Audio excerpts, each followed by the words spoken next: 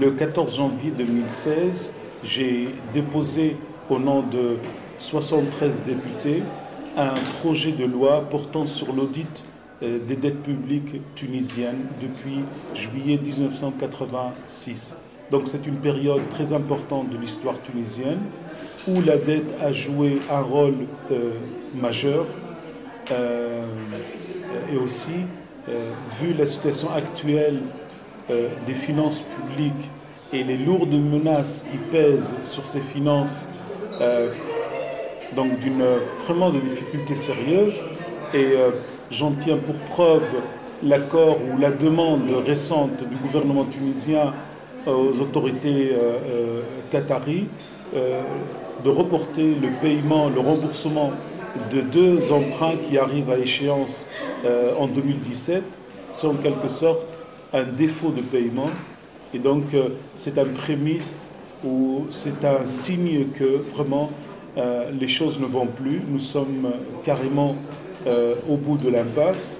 Il est très important et très urgent de faire ce travail d'enquête, cet audit sur la dette tunisienne, qui a emprunté l'argent, qui a signé, ou qu'est-ce qu'ils ont fait, qu'est-ce qu'on a fait de cet argent, est-ce que le peuple tunisien a profité, est-ce que les conditions de ces emprunts sont en accord avec la loi tunisienne ou avec les lois internationales, etc.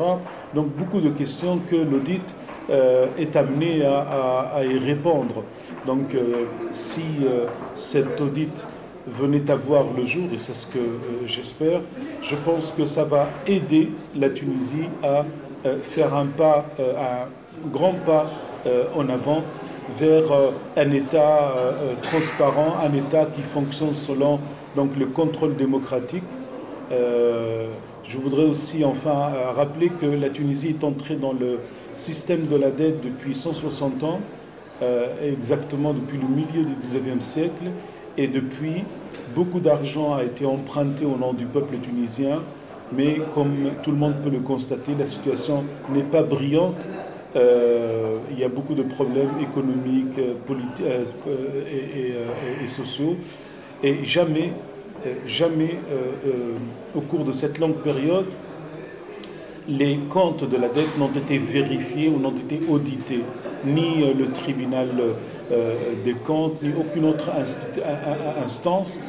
Donc seul a la responsabilité de la gestion de cet argent, donc l'appareil de l'État, et encore voire quelques responsables au ministère des Finances ou à la Banque centrale, sinon celui qui est concerné, celui qui, au nom de qui étant contracté ses dettes et celui qui rembourse ses dettes, le peuple tunisien, n'a jamais eu vraiment accès ou le droit de connaître la vérité sur cette dette. Aujourd'hui, il est donc urgent et très important que toute la vérité, vraiment toute la vérité, soit connue à propos de ces dettes, de savoir donc quelle est la part odieuse, quelle est la part illégale, quelle est la part illégitime ou insoutenable, et donc de manière à aider la Tunisie à faire vraiment un pas vers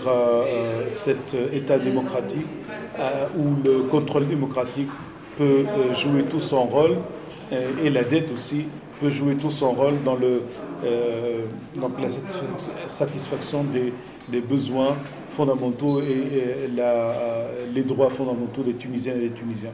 Combien de députés ont accepté de signer ce projet de loi? Ah oui, alors au total, 73 députés ont co-signé ce projet de loi, ce qui est très très important. Cela veut dire qu'il y a un accord général. Il y a pratiquement tous les groupes parlementaires ont co-signé, à l'exception toutefois du parti islamiste Ennahda.